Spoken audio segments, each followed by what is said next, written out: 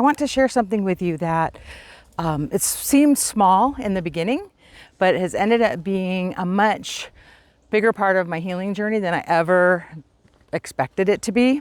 When I was younger, I wasn't really very good at crafting, and part of that was because I was expecting too much of myself and I wanted everything to be right. I wasn't a very good beginner at letting myself be a beginner. And after a particularly challenging time when I hadn't been well health-wise, and I was just getting better and getting a little bit more energy, I found some YouTube tutorials for watercolor, and it just looked so relaxing watching her demonstrate them that I thought, well, maybe I should try that. So I did, with some materials that we had around, nothing fancy or special, no great quality of anything, but I enjoyed it enough that I decided to get a couple of kits, and that included the better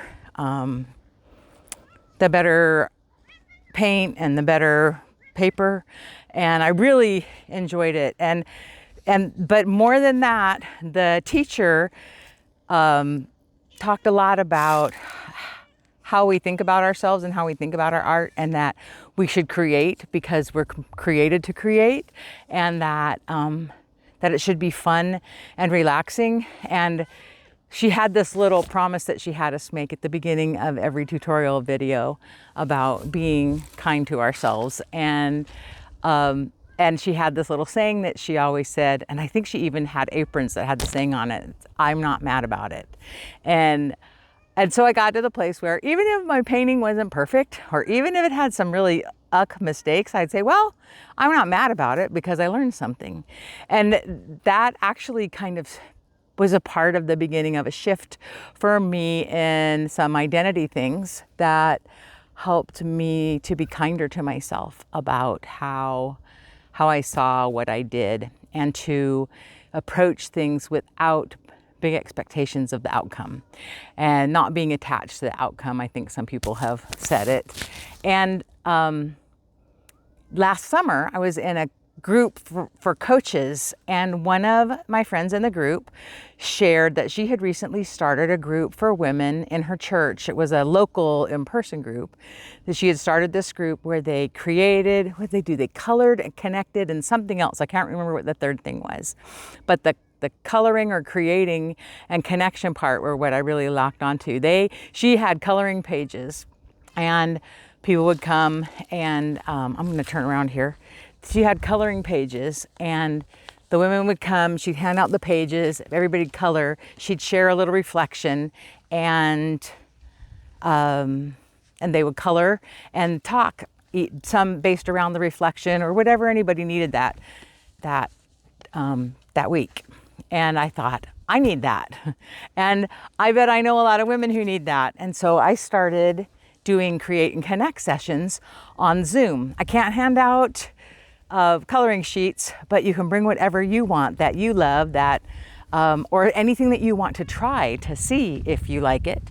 And we do it on a Saturday morning. I'm going to include a link at the bottom.